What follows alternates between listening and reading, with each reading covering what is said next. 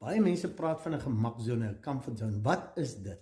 'n Gemaksone is, dis jou vaste beginsels, jou belief system, jou vaste persepsies waarvan jy oortuig is. Onthou net weer, wat het ek gesê? Jou persepsies is jou waarheid. Is nie te sê dis die waarheid nie. En enigiets wat in stryd daarmee is, vat jou uit jou gemaksone. En dis hoekom dan kom 'n ou amper in 'n opstand en jy wil so gou as moontlik terugkom in jou gemaksone. Wat nie verkeerd is nie, dis 'n natuurlike proses, maar ons moet pas op dat ons nie die les of die groeigeleentheid mis wat my uit my gemaksone vat nie.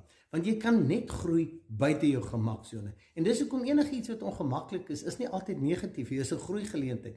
En ek moet my vrae kan vra en ek moet dit kan bevraagteken en ondersoek, want ek kan daardeur groei.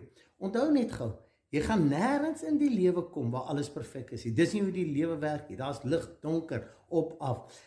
Elke afdeling in jou lewe, of dit fisies